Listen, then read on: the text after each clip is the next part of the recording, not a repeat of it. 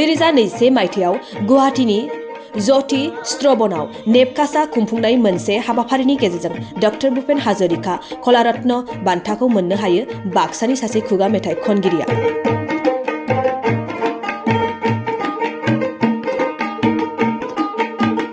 बाक्सा जिल्लानि थमना उजिरबारियाव जोनोम मोननाय आबादारि नवीन दासनि फिसाज्ला भुपेन दासआ 1988 मायथाइनिफ्राय दामजु बानायनाय आरो खुगा मेथाइ खनबोनाय भुपेन दासआ खुगा मेथाइ आरो शास्त्रीय मेथाइयाव डिग्री दङ। सासे खुगा मेथाइ खनगिरि महरै सिनायथि जानाय भुपेन दासआ गुबुन मोनसे हुदाबो दंबावो। बिथाङा खुगा मेथाइ खनबोनायजों समानैनो गावनो गावनि आखाइ खुगा मेथाइ खननायाव दामग्रा दामजुफोरखौबो बानायबोदों। आथिखालाव खुगा मेथाइ खनगिरि भुपेन दासआ नेपकासनिफ्राय डॉक्टर भुपेन हाजरिका माहारियारि कलारत्न बान्था मोननो हादों। जोंनि समाजनिफ्राय गोमालांनो हमनाय खुगा मेथाइखौ गोदान जोलैनि गेजेराव फोथांना लाखिनो नाजानाय खोथाखौ फोरमायो खुगा मेथाइ खनगिरि भुपेन दासआ।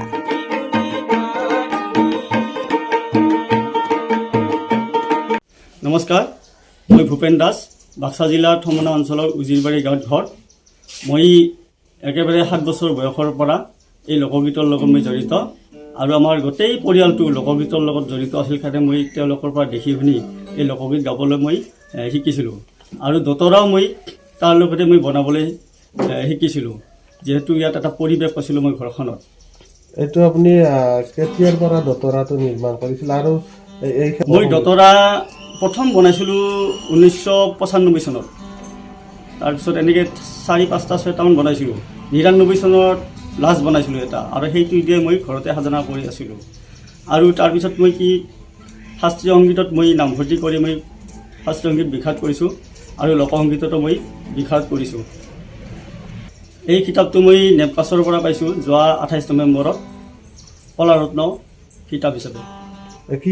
এইটো মোক দতৰা বনোৱা আৰু লোকগীত যে ইমান বছৰ মই সাধনা কৰিছোঁ আজি 30 বছৰ ধৰি, সেইকাৰণে তেওঁলোকে এই কলাৰত্ন কিতাপটো প্ৰদান কৰিছিল মোক।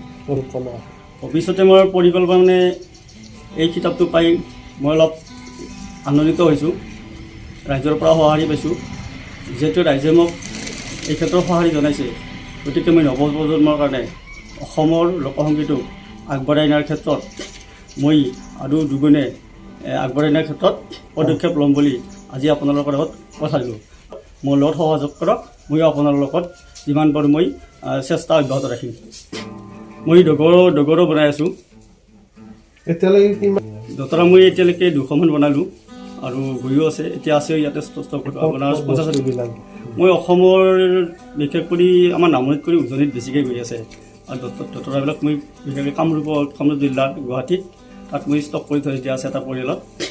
গতিকে ফোন কৰি মাত্ৰ তাত মই এদিন যাওঁ, লৈ তাৰ পৰা মোৰ লৈ থাকে। কিমানকৈ বিক্ৰী কৰি আপুনি?